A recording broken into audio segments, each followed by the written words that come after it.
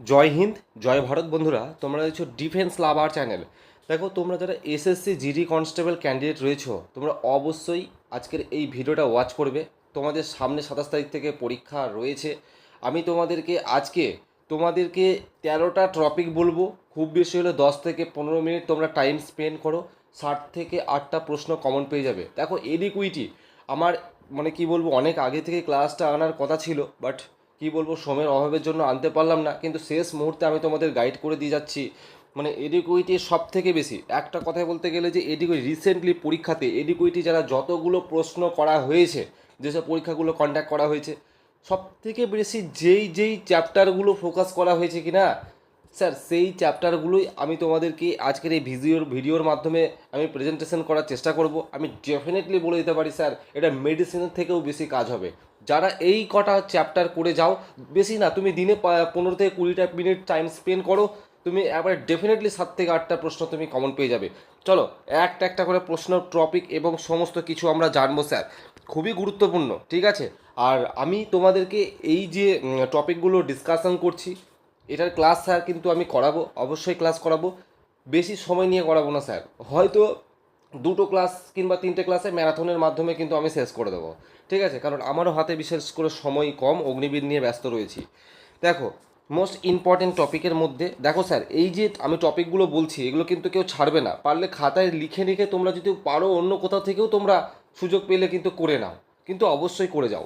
যেমন sir, art and culture. Okay sir, art and কালচারের সব থেকে বেশি কিন্তু এডুকেটি দ্বারা প্রশ্ন করা হয়েছে স্যার, এই যে property, traditional dance and art form, এই জায়গা থেকে প্রশ্ন করা হয়েছে একটা চ্যাপ্টার।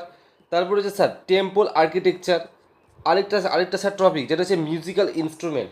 এই যে বললাম আর্ট অ্যান্ড কালচার থেকে, এই জায়গাটা থেকে সব থেকে বেশি কিন্তু এডুকেটি তোমাদের প্রশ্ন পিক আপ করেছে স্যার। স্যার, আমি এক্সাম্পলও দিয়ে রেখেছি স্যার, প্রশ্নগুলো কেমন এডিকুইটি করেছে এই সব জায়গাগুলো থেকে স্যার দেখে নেবে।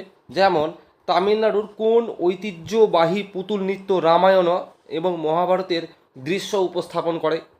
তো এই যে বোঝাতে পারলাম কোশ্চেন প্যাটার্ন, এটা এটা কোথা থেকে প্রশ্ন করেছে, এটা কোন টাইপ? এটা হচ্ছে এই যে traditional dance and art and form, এই জায়গা থেকে এই প্রশ্নটা করা হয়েছে। ইন ডেপথ, অবশ্যই একটু গভীরে কিন্তু প্রশ্ন করা হয়েছে। Okay sir. তারপরে স্যার দেখবে আরও একটা প্রশ্ন, তো এটা স্যার যদিও আমি উত্তর বলছি না, তাও উত্তর আমি বলে দিলাম, এটা হচ্ছে বোমালাট্টাম। তো তারপরে হচ্ছে নিম্নলিখিত মন্দির স্থাপত্য ও অঞ্চল জোড়াগুলির মধ্যে কোনগুলি সঠিকভাবে মিলেছে? এই যে আমি বললাম টেম্পল আর্কিটেকচার, তো আমি দেখলাম প্রত্যেকটা শিফটে কম বেশি প্রায় যেগুলো সিজিএল সিএইচএসএল তোমাদের এই যে রিসেন্ট এডুকুইটি দ্বারা যে কন্ডাক্ট করা হলো এক্সামগুলো, বাট এই যে চ্যাপ্টারগুলো থেকে না বেশি ফোকাস করেছে, প্রায় কম বেশি দেখছি এগুলোতে ফোকাস করছে। তোমাদের জিডিতেও কিন্তু এই চ্যাপ্টারগুলো ফোকাস করা হবে।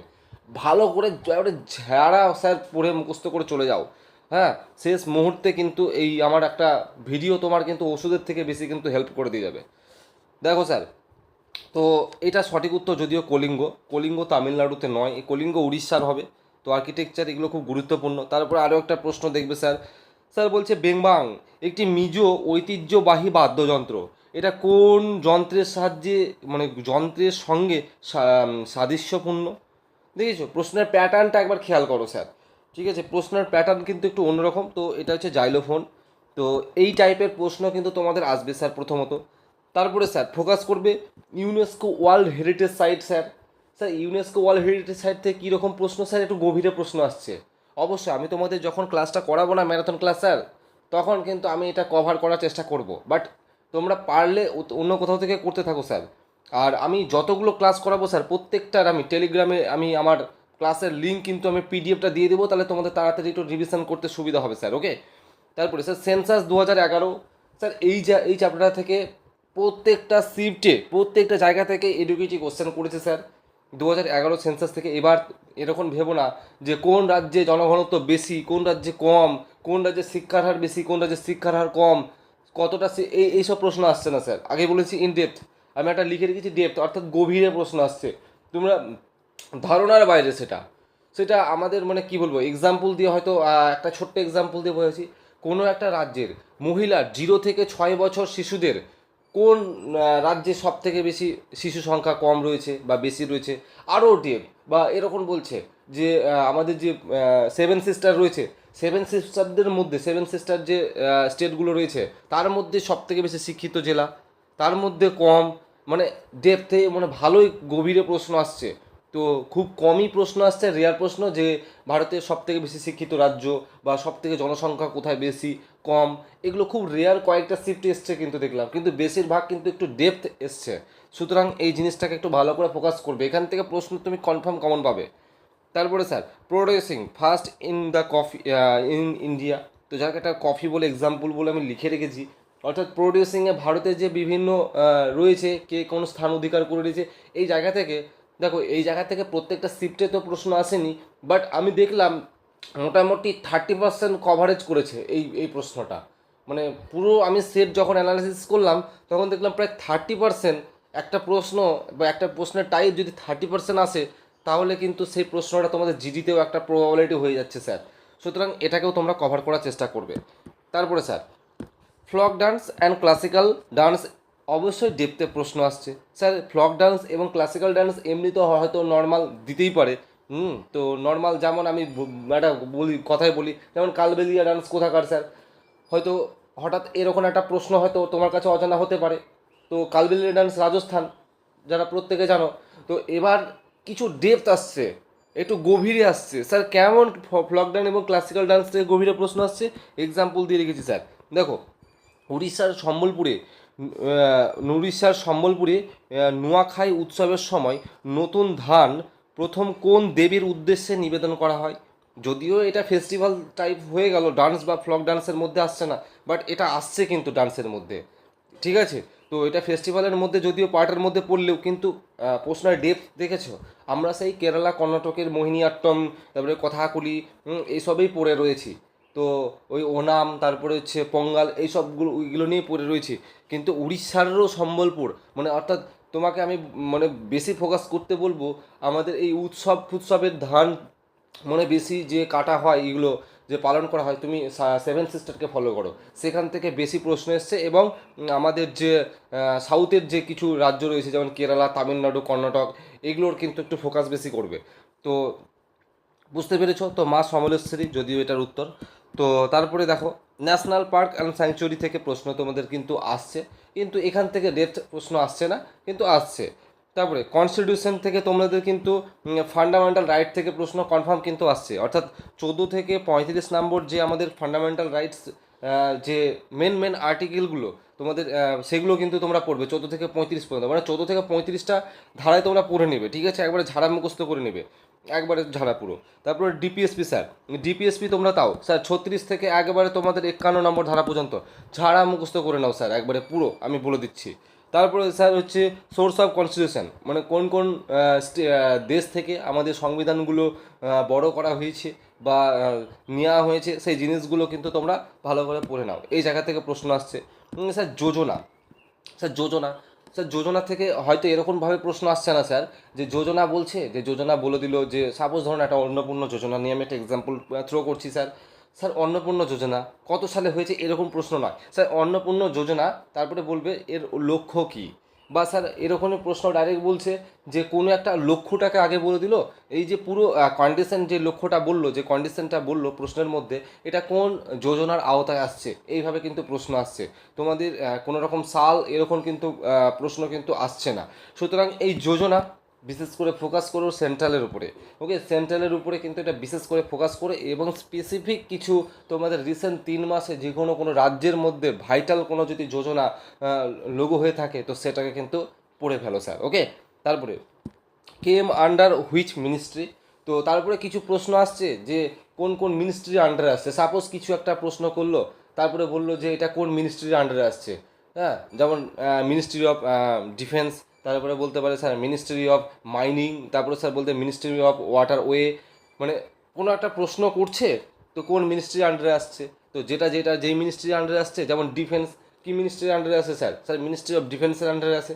এরকম টাইপের প্রশ্ন কিন্তু আমি দেখলাম প্রায় 35 থেকে 40% মতন কভারেজ করে রয়েছে, অর্থাৎ এডিকুইটি দ্বারা প্রশ্ন করা রয়েছে।